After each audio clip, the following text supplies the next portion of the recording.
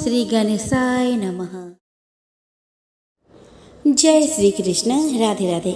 दोस्तों, आप सभी को आहोई अष्टमी की हार्दिक शुभकामनाएं।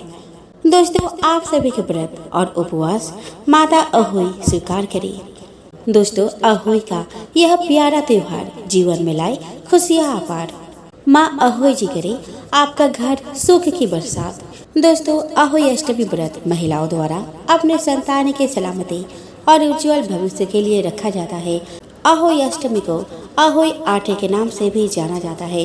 करवा चौथ की तरह अहोई अष्टमी भी एक कठिन व्रत है, क्योंकि इस व्रत को भी निर्जला रखने का विधान है। इस व्रत का पारण तारों को अर्घ्य देकर ही किया जाता है। दोस्तों, करवा चौथ के 4 दिन बाद और दिवाली के ठीक 8 दिन पहले कार्तिक मास के कृष्ण पक्ष की अष्टमी तिथि पर संतान की सुख सौभाग्य और लंबी आयु का वरदान दिलाने वाला अहोई अष्टमी व्रत रखा जाएगा।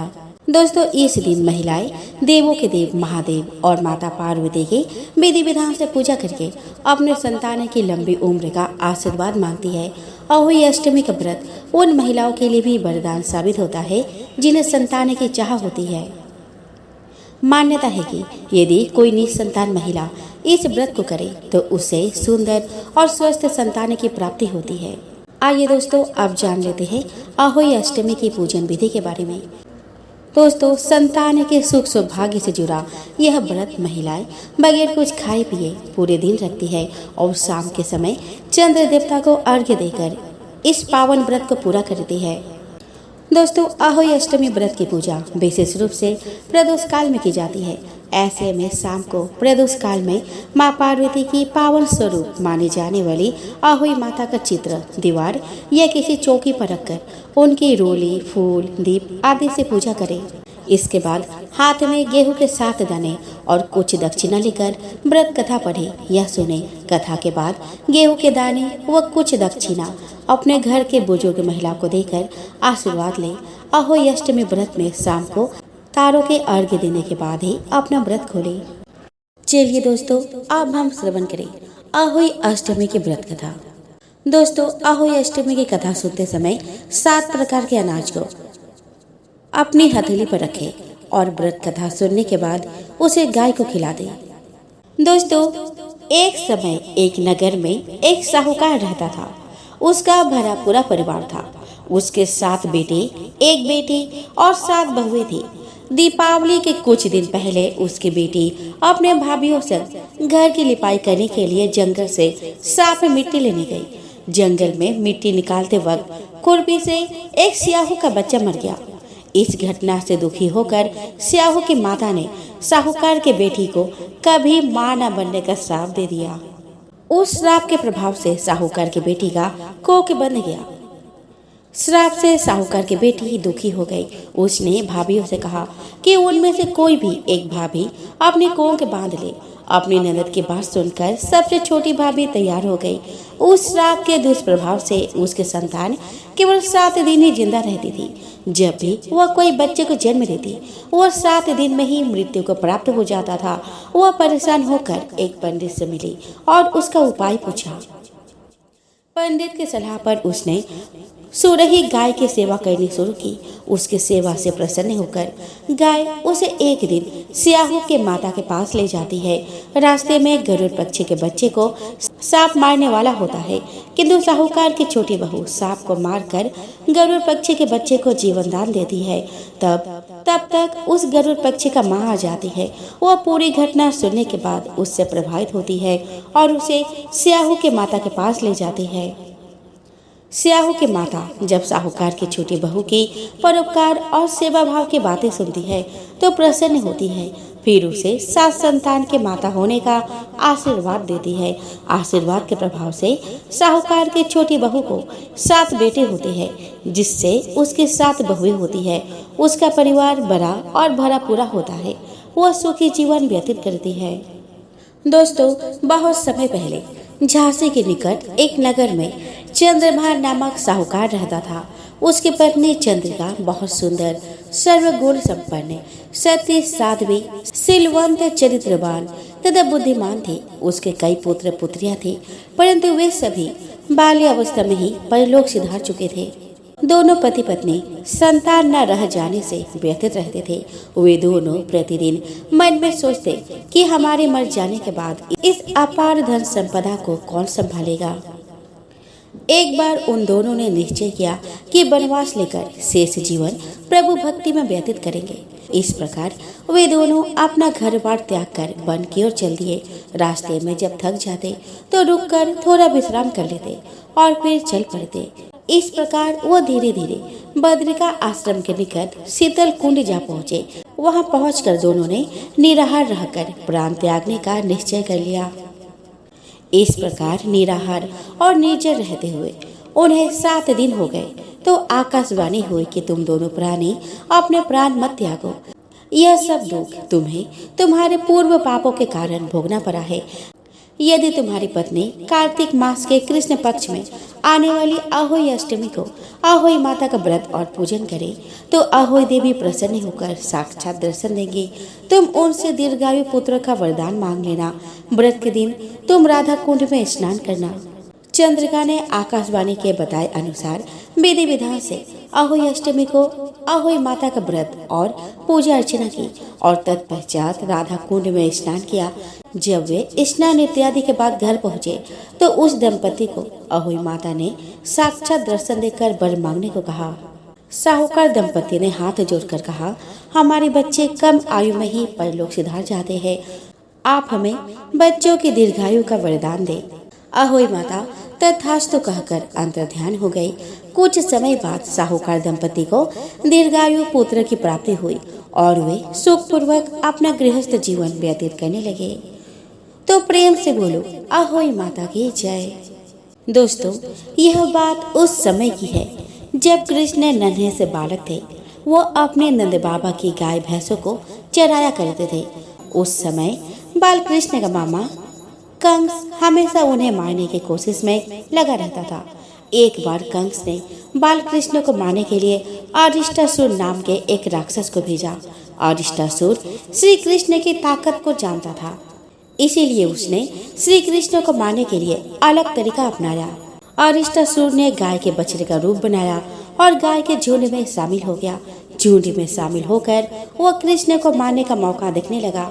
जब उसे श्री कृष्ण पर वार करने का कोई मौका नहीं मिला तो उसने कृष्ण के दोस्तों को मारना शुरू कर दिया। जब श्री कृष्ण ने अपने बाल सखाओं की यह हालात देखी तो उन्हें पता चल गया कि यह किसी राक्षस का काम है। फिर क्या था, भगवान कृष्ण ने गाय रूपी अरिष्टासुर का टांग पकड़कर उसे जमीन पर पटक दिया, जिससे उसकी मौत हो गई। जब राधा रानी को इस घटना के बारे में पता चला तो उन्होंने कहा, कान्हा, तुमने गौ हत्या की है जो घोर पाप है। इस पाप से मुक्ति पाने के लिए तुम्हें सारे तीर्थों की यात्रा करनी होगी।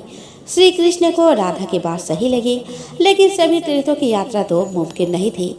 इस समस्या का समाधान पाने के लिए श्री कृष्ण नारद मुनि के पास पहुँचे। नारद मुनि ने कहा कि तुम सब तीर्थों को यह आदेश दो कि पानी के रूप में तुम्हारे पास आ जाए, फिर तुम उस पानी में स्नान कर लेना। इससे तुम्हारे ऊपर से गौ हत्या का पाप उतर जाएगा। श्री कृष्ण ने ऐसा ही कहा। उन्होंने सारे तीर्थों को ब्रिजधाम बुलाया और पानी के रूप में एक कुंड में भर लिया। इस कुंड को उन्होंने बांसुरी से खोद कर बनाया था। इस कुंड में स्नान करने के बाद श्री कृष्ण के ऊपर से गौ हत्या का पाप उतर गया। दोस्तों, ऐसा कहा जाता है कि मथुरा से कुछ दूरी पर एक गांव है जिसका नाम अरिता है। इस गांव में आज भी श्री कृष्ण के द्वारा बनाया गया यह कुंड मौजूद है। दोस्तों, पौराणिक कथा के अनुसार एक बार ब्रह्मा, विष्णु और महेश तीनों देवों में सर्वश्रेष्ठ कौन है, इस बात को लेकर बहस हो रही थी। भगवान विष्णु ने स्वयं के श्रेष्ठ होने के तर्क दिए, वैसे ही ब्रह्मा जी ने और भगवान शिव ने भी अपने आप को श्रेष्ठ होने के तर्क दिए। भगवान शिव और विष्णु जी एक बात पर सहमत होते हुए दिखाई दिए, लेकिन ब्रह्मा जी दोनों देवों के बातों से सहमत नहीं थे। इस दौरान ब्रह्मा जी अत्यधिक क्रोधित हो गए और उन्होंने भगवान शिव को कुछ अपशब्द कह दिए। इस बात को भगवान शिव ने अपना अपमान समझा। फिर क्या था, वे भी क्रोधित के वशीभूत होकर स्वयं से ही काल भैरव को प्रकट कर दिया। भगवान भैरव शिव के 5वें अवतार है। महाकालेश्वर के नाम से प्रसिद्ध भगवान भैरव हाथ में छड़ी लेकर कुत्ते पर सवार थे। उन्होंने देखा कि ब्रह्मा जी क्रोध में है और उनका 5वां सिर जल रहा है। भैरव ने ब्रह्मा जी का वह सिर काट दिया।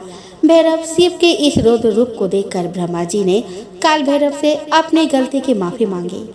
सिर काटने के कारण काल भैरव पर ब्रह्म हत्या का आरोप लगा। उधर भगवान शिव अपने सामान्य स्वरूप में आ गए। काल भैरव को ब्रह्म हत्या से मुक्त होने के लिए शिव जी ने उनको सभी तीर्थ स्थलों का भ्रमण करने का सुझाव दिया। उसके बाद काल भैरव तीर्थ यात्रा पर निकल गए। काफी वर्षों के बाद जब वे शिव के नगरी काशी पहुँचे तो ब्रह्म हत्या के दोष से मुक्त हो गए और काशी के कोतवाल बनकर वहीं पर रहने लगे। आज भी वाराणसी में जो लोग काशी विश्वनाथ के दर्शन करने जाते हैं वे बाबा काल भैरव के मंदिर जरूर जाते हैं, तभी वाराणसी की यात्रा पूर्ण मानी जाती है। दोस्तों, एक समय की बात है, एक भाई बहन रहते थे। बहन का नियम था कि वह अपने भाई का चेहरा देखे ही खाना खाती थी। हर रोज वह सुबह उठती थी और जल्दी जल्दी सारा काम करके अपने भाई का मुंह देखने के लिए उसके घर जाती थी। एक दिन रास्ते में एक पीपल के नीचे गणेश जी की मूर्ति रखी थी। उसने भगवान के सामने हाथ जोड़कर कहा कि मेरे जैसा अमर सुहाग और मेरे जैसा अमर बिहार सबको दीजिए। यह कहकर वह आगे बढ़ जाती है। जंगल के झाड़ियों के कांटे उसके पैरों में चुभा करते थे। एक दिन भाई के घर पहुंची और भाई का मुंह देखकर बैठ गई तो भाभी ने पूछा कि पैरों में क्या हो गया है। यह सुनकर उसने भाभी को जवाब दिया कि रास्ते में जंगल के झाड़ियों के गिरे हुए कांटे पाँव में चुभ गए हैं। जब वह वापस अपने घर चली गई तब भाभी ने अपने पति से कहा कि रास्ते को साफ करवा दो, आपके बहन के पाँव में बहुत सारे कांटे चुभ गए हैं। भाई ने तब कुल्हाड़ी लेकर सारी झाड़ियों को काटकर रास्ता साफ कर दिया, जिससे गणेश जी का भी स्थान वहां से हट गया। यह देखकर भगवान गुस्सा हो गए और उसके भाई के प्राण हर लिए। लोग अंतिम संस्कार के लिए जब भाई को ले जा रहे थे तब उसकी भाभी रोते हुए लोगों से कहे कि थोड़ी देर रुक जाओ, उसकी बहन आने वाली है। वह अपने भाई का मुख देखे बिना नहीं रह सकती है, उसका ये नियम है। तब लोगों ने कहा कि आज तो देख लेगी पर कल कैसे देखेगी। रोज के दिन की तरह बहन अपने भाई का मुंह देखने के लिए जंगल में निकली। तब जंगल में उसने देखा कि सारा रास्ता साफ किया हुआ है। जब वह आगे बढ़ी तो उसने देखा कि सिद्धि विनायक को भी वहां से हटा दिया गया है। तब उसने जाने से पहले गणेश जी को एक अच्छे स्थान पर रखकर उन्हें स्थान दिया और हाथ जोड़कर बोले कि भगवान मेरे जैसा अमर सुहाग और मेरे जैसा अमर पिहर सबको देना, और फिर बोलकर आगे निकल गई। भगवान तब सोचने लगे कि अगर इसकी नहीं सुनी तो हमें कौन मानेगा, हमें कौन पूजेगा। तब सिद्धि विनायक ने उसे आवाज दी, बेटी इस खजूरी का 7 पत्तियां लेकर जा और उसे कच्चे दूध में घोलकर भाई के ऊपर छिटा मार देना, वह उठकर बैठ जाएगा। यह सुनकर जब बहन पीछे मुड़ी तो वहाँ कोई नहीं था। फिर वह यह सोचने लगी कि ठीक है, जैसा सुना वैसा ही कर लेती हूँ। फिर वह 7 खजूरी के पत्तियों को लेकर अपने भाई के घर पहुँची। उसने देखा कि वहाँ कई लोग बैठे हुए हैं। भाभी बैठी रो रही है और भाई की लाश रखी है। तब उसने उस पत्तियों को बताए हुए नियम के तहत भाई के ऊपर इस्तेमाल किया। तब भाई उठकर बैठ गया। भाई बहन से बोला कि मुझे बहुत ही गहरी नींद आ गई थी। तब बहन बोले कि यह नींद किसी दुश्मन को भी न आए, और उसने सारी बात अपने भाई को बता दी। तो मान्यता के अनुसार यह है गणेश जी की चमत्कारी कहानी। दोस्तों, भक्त की परीक्षा के लिए शिव जी ने धरा था यति रूप।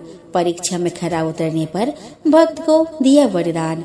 वरदान पूरा करने को महादेव ने लिया हंस का अवतार। तो दोस्तों, आज इस वीडियो में मैं आपको शिव अवतार की कथा सुनाने वाली हूँ, जिसमें महादेव ने अपने वरदान को पूरा करने के लिए हंस का अवतार लिया था।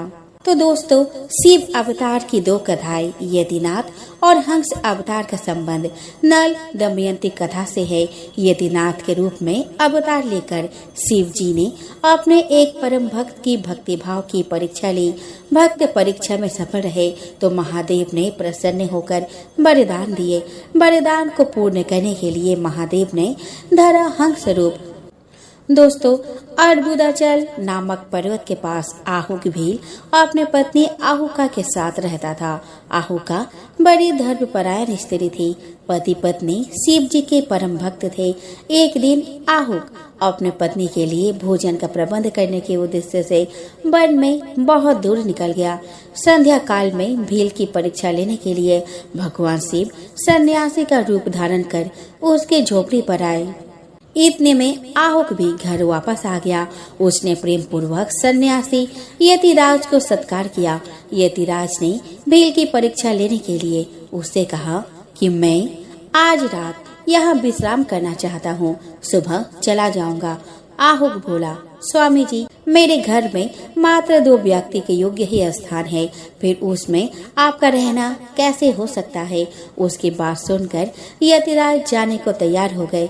आहुका ने सुना कि अतिथि को जाने के लिए कहा जा रहा है। उसे अनुचित लगा। उसने तत्काल प्रतिरोध किया। आहुका ने कहा कि प्राणनाथ, अतिथि को वापस लौटाने से हमारा गृहस्थ धर्म की हानि होगी।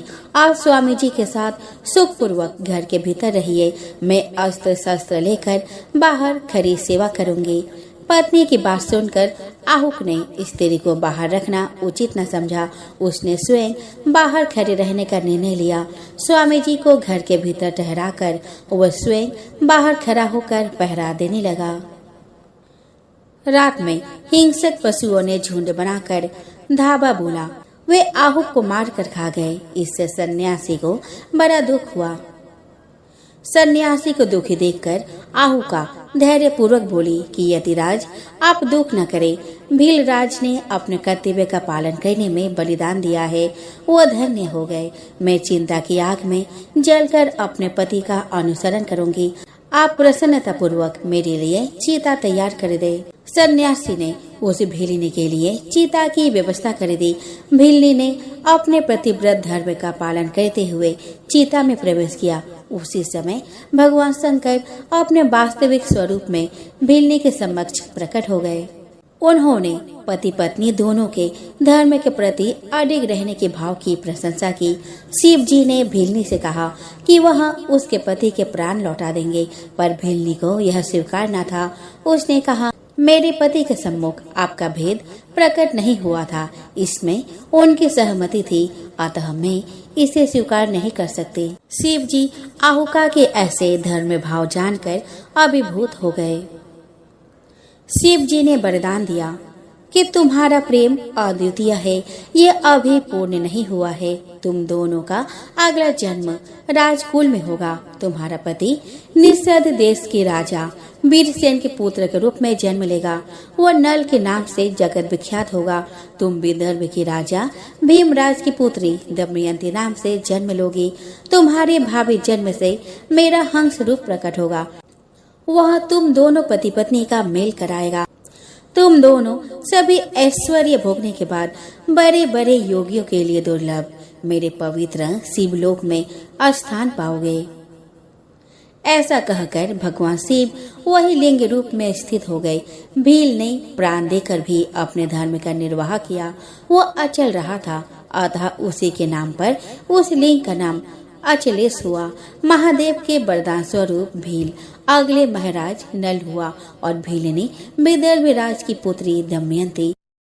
यतिनाथ शिव उस समय हंस के रूप में प्रकट हुए। उन्होंने दमयंती के साथ नल का विवाह कराया।